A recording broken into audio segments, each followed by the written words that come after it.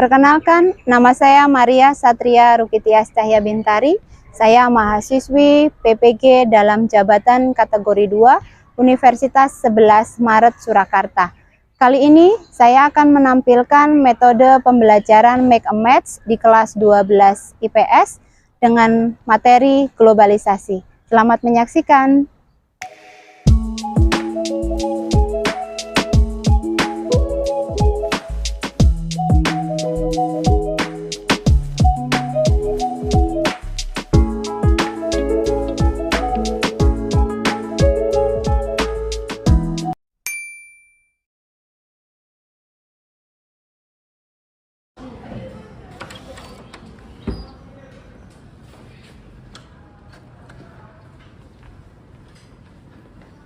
Siap. Beri salam. Selamat pagi, Bu.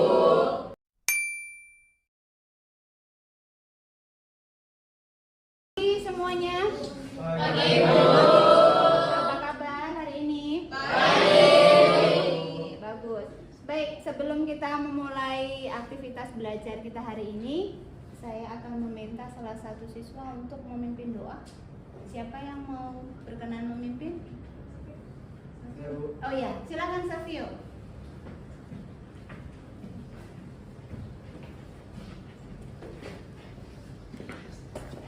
Bu Tias dan teman-teman mari kita berdoa. Dalam Bapa, Putra dan Roh Kudus. Amin. Ya Tuhan, terima kasih Allah baik, terima kasih karena Kau sudah mengumpulkan kami di sini kembali. Ya Tuhan, sekarang kami akan belajar sosiologi. Berkatilah agar kami bisa menangkap apa yang dijelaskan Bu Tias, dan berkatilah Bu Tias yang akan mengajar kami agar bisa mengajar dengan baik. Amin. Santa Maria Regina Pacis, doakanlah kami. Santa Franciscus de Assisi, doakanlah kami. Beata Maria de la Passion, doakanlah kami. Dalam nama Bapa dan Putra dan Roh Kudus. Amin. Terima kasih Savio. Baik, silakan duduk. Ya. Aulia, hadir Bu. Oke. Kemudian Birgita, hadir Bu. Oke, ya. Kemudian Sebastian, Stephen, hadir Bu. Ya. Serafin. Baik, hadir semua ya. Ya, baik, tidak ada yang tidak masuk. Jadi anak-anak, pertemuan kali ini kita akan mempelajari apa itu yang dimaksud dengan globalisasi. Ya, globalisasi. Kalian sudah pernah mendengar sebelumnya kata globalisasi?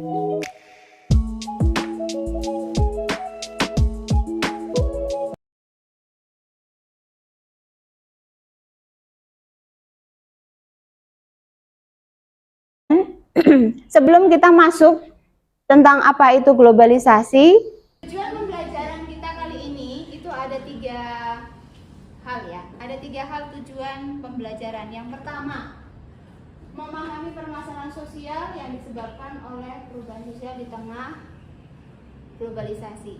Jadi kalian mengetahui dan memahami permasalahan sosial akibat globalisasi itu seperti apa gambarannya. Kemudian mengkategorikan dari permasalahan-permasalahan tadi, kemudian dianalisis akibatnya dalam kehidupan nyata. Ya. Yang terakhir adalah kalian menganalisa dan mempresentasikan temuan solusi. Jadi permasalahan-permasalahan tadi yang sudah ditemukan, kemudian dikategorikan, itu akan dianalisis untuk mencari tahu solusinya. Ya. Jadi tujuan pembelajaran kita itu 3 hal tersebut. Baik, sebelum masuk saya akan menampilkan video ya.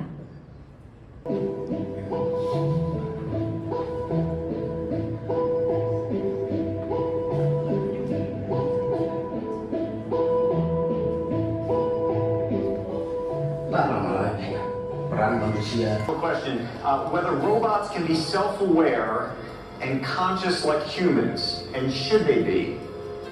Why? Is that a bad thing? Namanya adalah Sophia, sebuah robot. Itu bisa terjadi Everybody, this is Sophia. Sophia, if you could, please wake up and say hello to everybody. Oh, good afternoon. My name is Sophia, and I'm the latest and greatest robot from Hanson Robotics. Thank you for having me here and at the Future Investment Initiative. Okay, philosophical question. Whether robots can be self-aware and conscious like humans, and should they be? Why?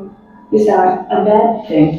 Bukan hanya karena bentuk kulit dan ekspresinya yang dibuat mirip dengan manusia, namun karena cara berpikirnya yang cerdas, yang seolah-olah menyamai tingkat kecerdasan manusia. Sophia mampu memberikan jawaban yang sempurna pada setiap pertanyaan yang diajukan kepadanya.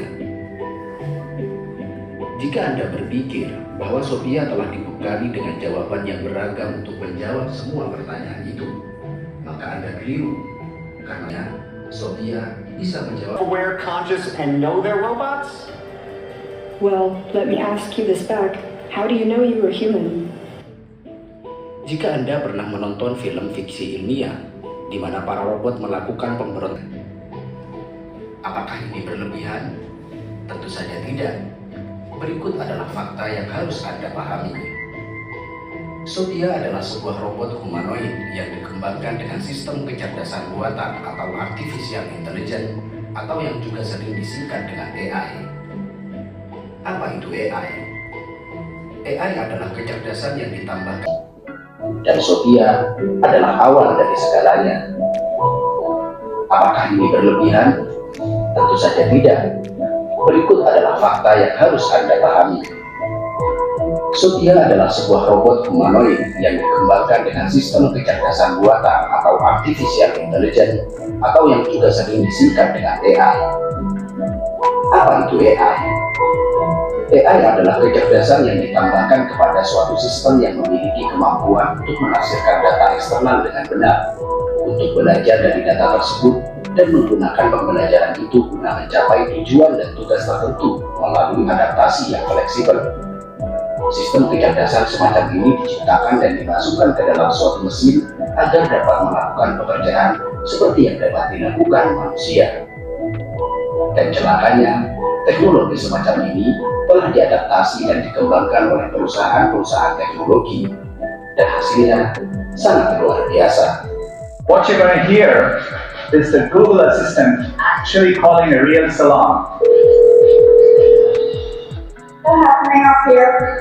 Hi, I'm calling to book a haircut for our client. I'm looking for something to make sure. Sure, give me 1 second. Tentu saja, Anda telah melihat bagaimana Google menunjukkan cara kerja AI yang mereka terapkan ke dalam sebuah sistem bernama Google Duplex. Dengan AI, Google Duplex bisa berinteraksi dengan manusia untuk membantu seseorang. Udah ya. Ini nanti saya cut.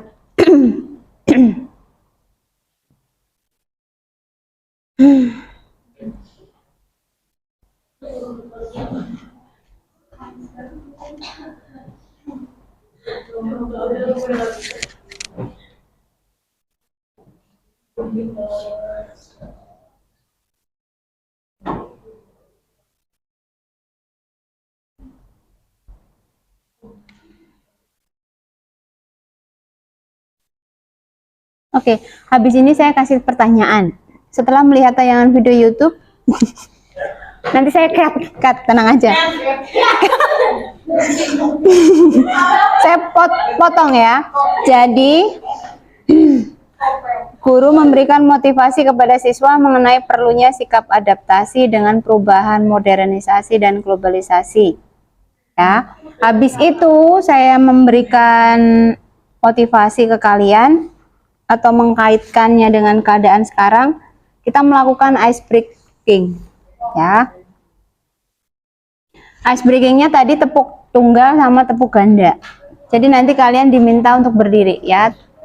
Tepuk tunggal berarti ya nanti konsentrasi aja di situ. Oke, lah ya. Pertanyaannya itu menanyakan kepada siswa bagaimana tanggapannya setelah melihat tayangan video YouTube tersebut. Nah, siapa yang mau menjawab? Anis. Silakan, Bu. Ani. Bagaimana tanggapannya? Ini salah satu ada dua pertanyaan kan? Bagaimana tanggapan Anda atau siswa setelah melihat tayangan video YouTube tadi? Siapa yang mau berbicara? Nanti di shoot. Mana tahu nanti masuk ke YouTube loh. Pas subscriber doang. Sherlyn ya? Sherlyn itu nanti menanggapi bagaimana tanggapan setelah melihat tayangan video YouTube. Nanti kamu angkat tangan ya. Jangan angkat kaki dong. Yang kedua, bagaimana peran manusia jika suatu ketika digantikan oleh robot? Siapa yang mau?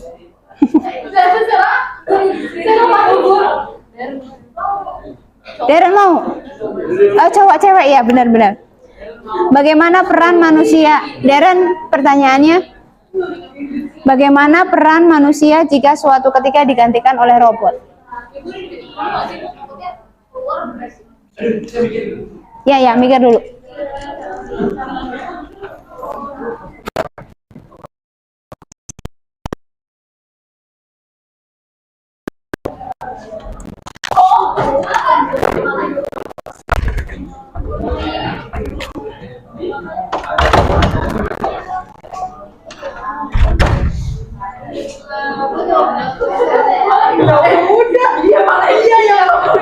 Sherlyn udah siap belum?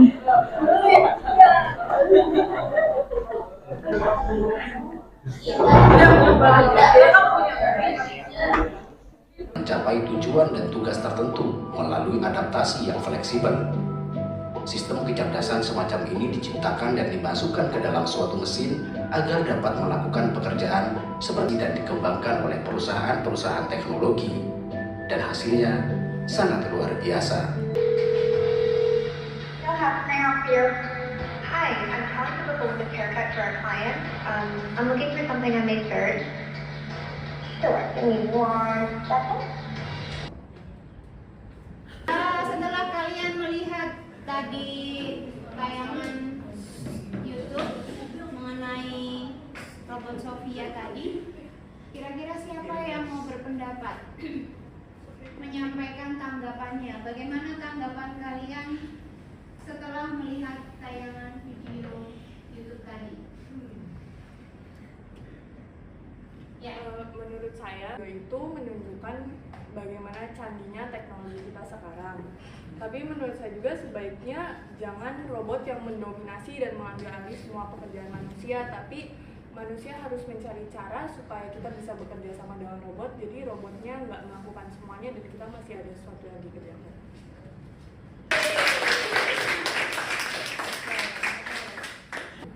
Baik, setelah Sherlyn Dika tadi sudah menyampaikan tanggapannya, sekarang ada pertanyaan satu lagi. Bagaimana seandainya suatu ketika peran manusia itu digantikan oleh robot? Ya, Gregory. Saya merasa kalau misalnya sebelum manusia itu semuanya digantikan oleh robot, saya merasa kayak pemerintah atau kayak lembaga-lembaga yang berkuasa itu seharusnya kayak mengarahkan manusia atau mengedukasi manusia supaya bisa menjadi operator robotnya dibandingkan kayak yang diatur oleh robot itu. Gitu. Oke, baik.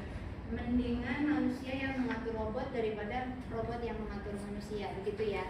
Oke, baik. Terima kasih Gregory. Kita saya akan mengetes kalian bagaimana konsentrasi kalian dengan melakukan tepuk tangan ganda dan tepuk tangan tunggal. Ya, kalau saya mengatakan tunggal, berarti kalian harus 1 kali tepuk. Kemudian kalau ganda 2 kali tepuk. Ya. Konsentrasi. Tepuk tunggal. Oke, tepuk tunggal. Ganda. Tunggal. Ganda. Tunggal ganda. Ganda tunggal. Oke, bagus. Silakan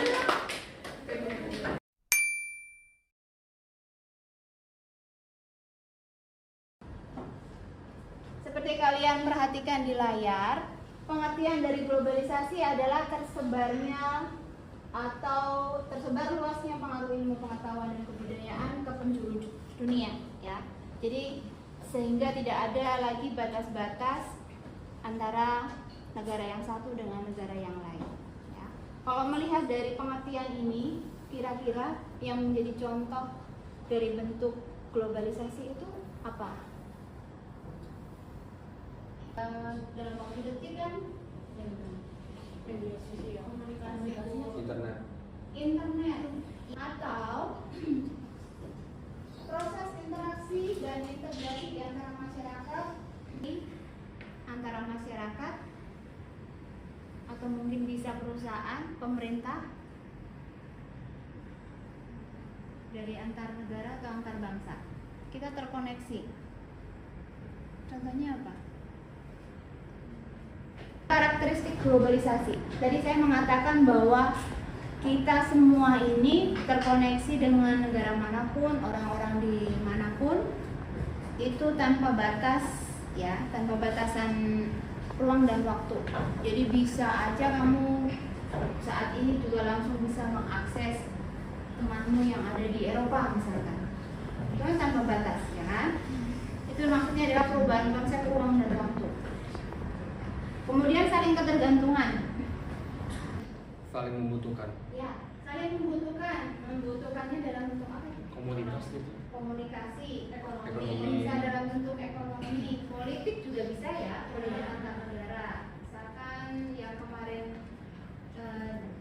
aksi kultural,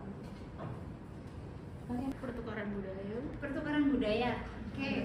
Pertukaran budaya. Pernahkah Indonesia melakukan pertukaran budaya? Ya. Waktu itu pernah nggak kalian menonton yang pameran batik yang ada di Paris? Ya, selain itu ada Anggun C. Sasmi yang menampilkan di jalanan Paris waktu itu. Lihat YouTube di zaman sekarang. Masalah bersama dalam proses globalisasi, adanya masalah bersama yang harus diselesaikan pastinya, ya. Kira-kira masalah apa itu? COVID-19. Ya, COVID-19. Gregory tadi mengatakan apa? COVID-19. COVID-19, ya, itu termasuk masalah bersama di antara bangsa. Pertama kali COVID, kemudian merebak ke berbagai negara, ya. Itu termasuk dari karakteristik globalisasi, yaitu adanya masalah bersama. Globalisasi itu ada beberapa tahap. Yang pertama bisa kalian perhatikan di layar.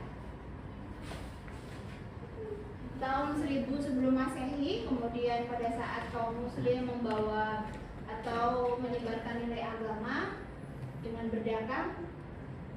Kemudian eksplorasi bangsa Eropa pada saat faktor pendorong globalisasi.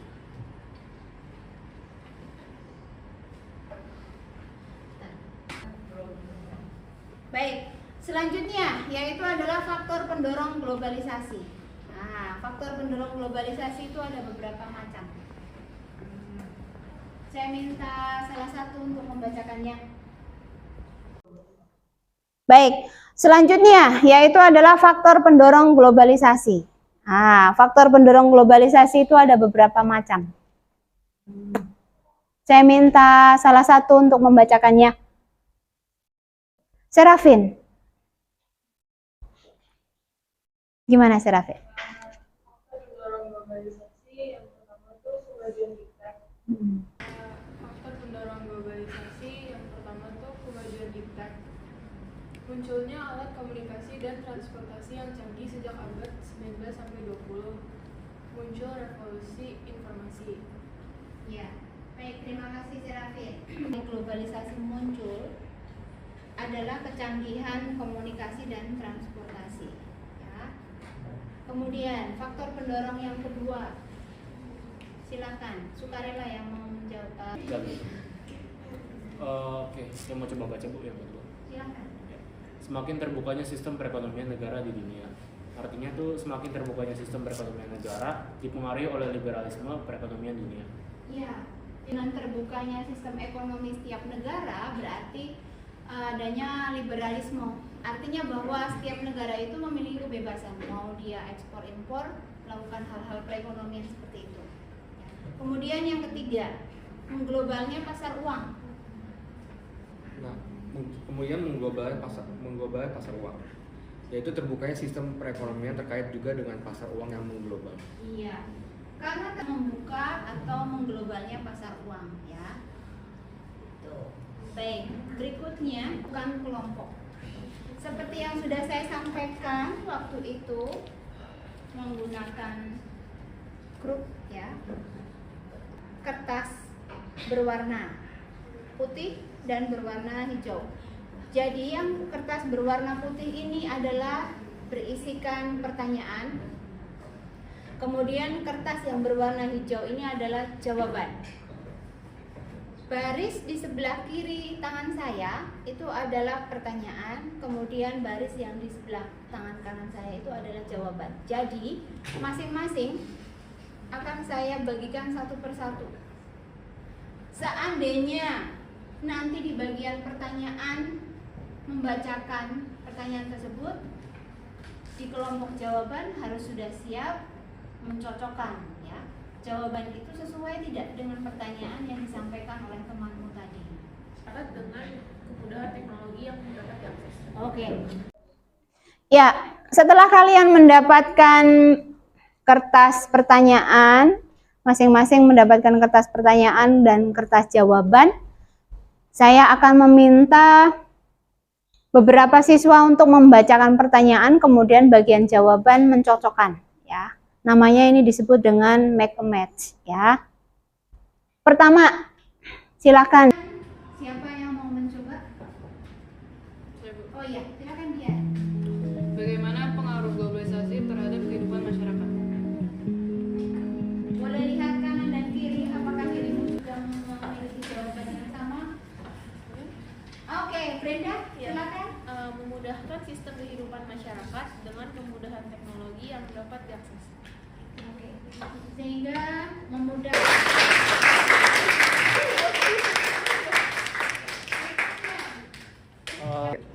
Ya Bu, saya mau coba. Ya, silakan David. Bagaimana pengaruh kemajuan iptek terhadap revolusi informasi? Oh iya, Stephen. Revolusi informasi akan membawa dampak positif dan juga negatif. Dampak positifnya yaitu berkembangnya masyarakat global karena tidak ada sekat antar negara. Dampak negatifnya munculnya berita-berita hoax.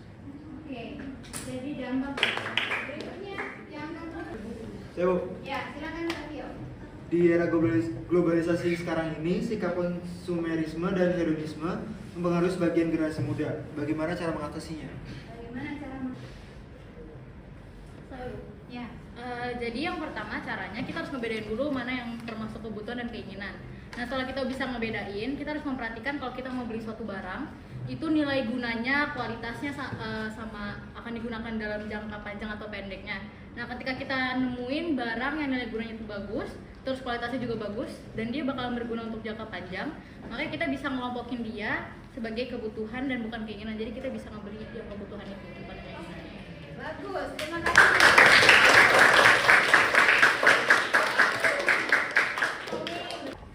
Ya, bagus. Tadi komentar atau tanggapan jawaban dari Deva yaitu supaya bagaimana kita tidak terlalu konsumerisme, harus memperhatikan nilai guna barang sama kebutuhan ya. Kualitas dan keinginan itu pasti akan berbeda. Baik.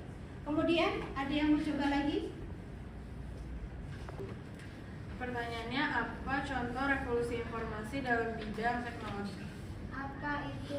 Ya. Jadi dalam bidang teknologi itu contohnya tong genggam itu kan dia terus berkembang, tapi bukan hanya modelnya doang tapi fitur-fiturnya juga.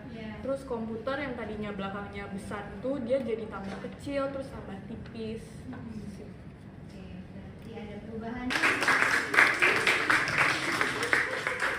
Bagian pertanyaan silakan diperhatikan apakah sudah sesuai dengan pertanyaan yang dimaksud. Kemudian di bagian pertanyaan jawaban juga harus dicek ya, apakah jawaban itu nanti tiba-tiba kamu mendapatkan pertanyaan yang berbeda-beda.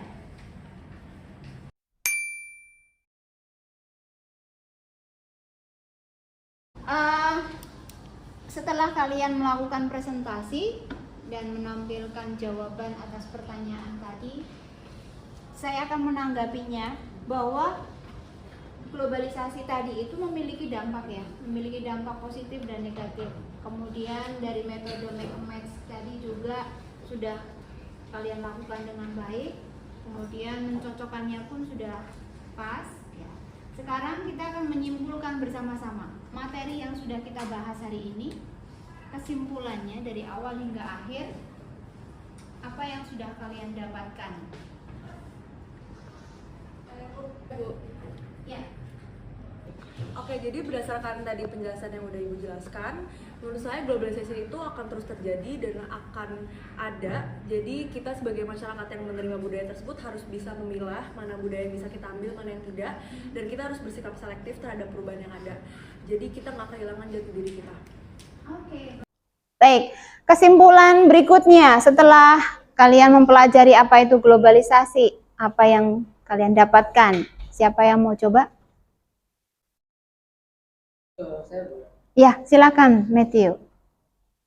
Kesimpulan saya, kalau globalisasi itu hakikatnya itu merupakan suatu integrasi internasional. Jadi integrasi internasional itu terjadi karena ada pertukaran budaya, ada pertukaran produk, ada pertukaran gagasan, nilai, dan aspek-aspek budaya lainnya. Kemudian yang saya simpulkan, dari globalisasi itu sendiri kita harus bisa memfilter budaya yang masuk, sehingga saat terjadi proses akulturasi itu tidak terjadi dominasi dari salah satu pihak budaya. Oke, baik. Berarti ada korelasinya ya antara kesimpulan yang pertama oleh Gisela kemudian Matthew, bahwa dengan masuknya globalisasi di kita, tidak semata-mata kita terima semuanya dengan apa adanya. Jadi kita harus memfilter ya, mana yang perlu kita contoh dengan baik atau yang perlu kita tinggalkan. Kemudian bahwa globalisasi itu pastinya membawa. Saya mau menyimpulkan, menurut saya kesimpulannya itu sendiri, kalau hakikat dari globalisasi merupakan suatu integrasi internasional, di mana terjadi karena ada pertukaran produk, ada pertukaran nilai, pandangan, gagasan, dan aspek-aspek kebudayaan lainnya.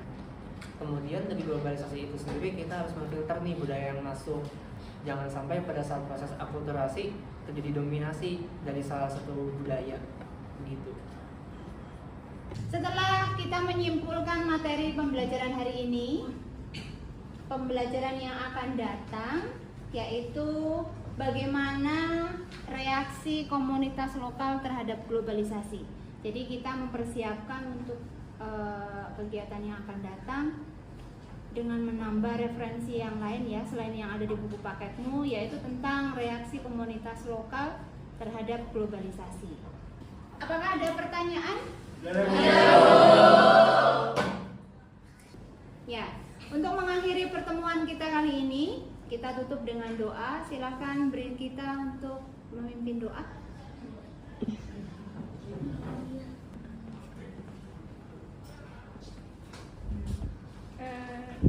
Butias dan teman-teman, marilah kita berdoa. Ya Tuhan, terima kasih karena Engkau telah membimbing kami dalam sesi pelajaran sosiologi ini. Semoga pelajaran sosiologi ini dapat bermanfaat bagi hidup kami. Sekarang kami ingin pulang, berkatilah kami dalam perjalanan pulang. Amin. Santa Maria Regina Pacis, Santa Franciscus dari Assisi, Santa Maria Regina Pacis, doakanlah kami. Amin. Ya, silakan siapkan kelasnya oleh Stephanie.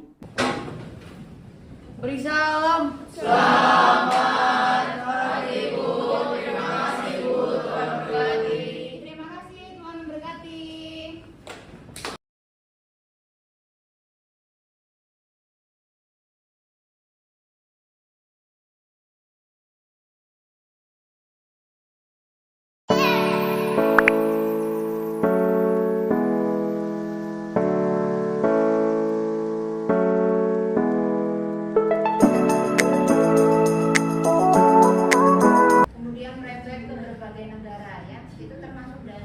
Karakteristik globalisasi yaitu adanya masalah bersama.